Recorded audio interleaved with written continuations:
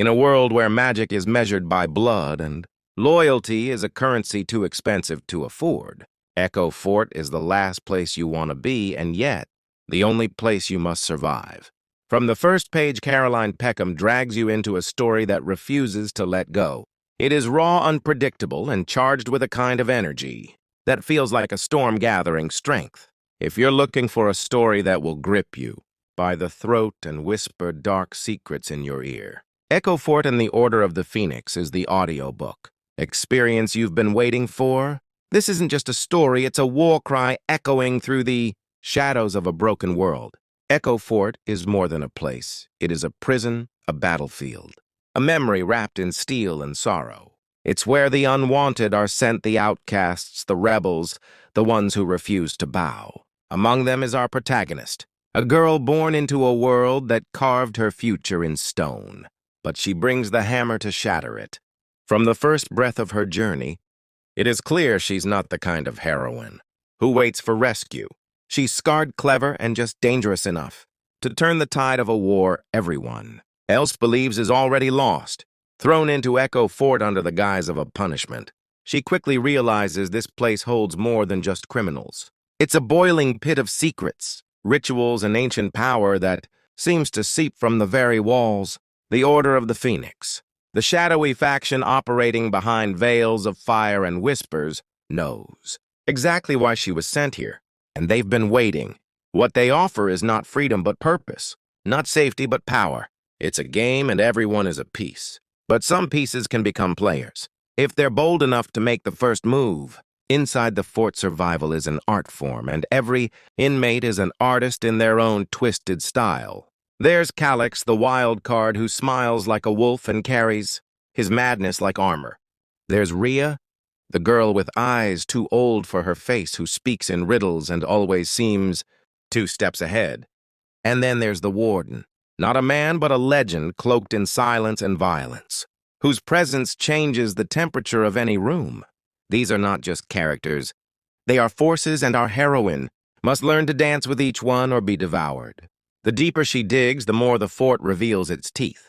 Hidden catacombs where forbidden spells are carved into the stone ancient bloodlines, twisted by curses and experiments, and a truth so ugly it's been buried for centuries.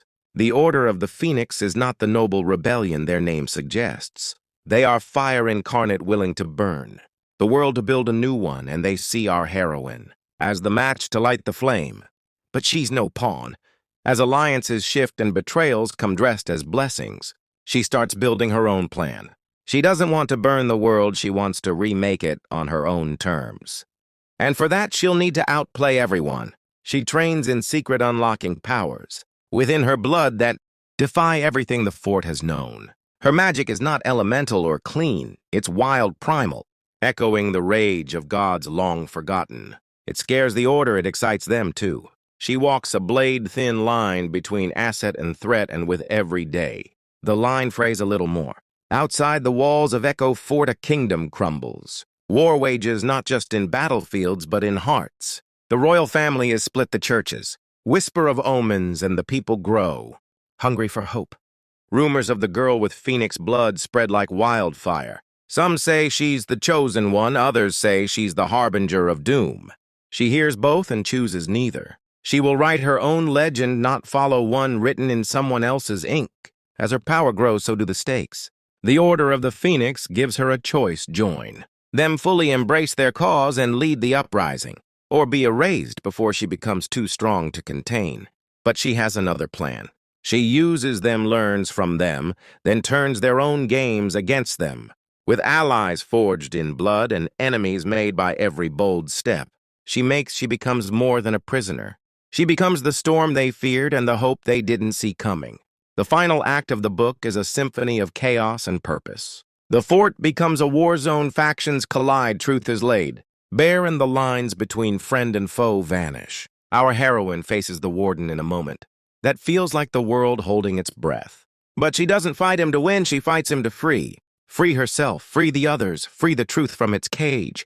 And when the dust settles, when the walls crumble and the Order stands broken, she walks away. Not a queen, not a goddess, but something rarer, a survivor who changed the story. Echo Fort and the Order of the Phoenix isn't a tale of easy victories or perfect heroes. It's gritty, relentless, filled with moments that make your pulse race and your heart ache.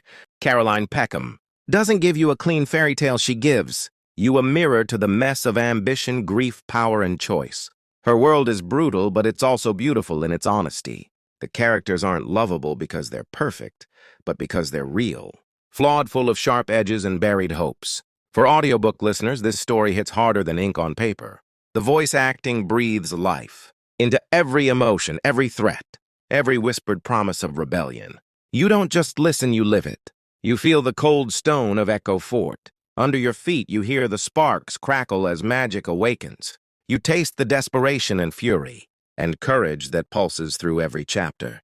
By the end, you're not just a reader or listener. You're a witness to a transformation. You watched a girl walk into hell and decide to light her own fire.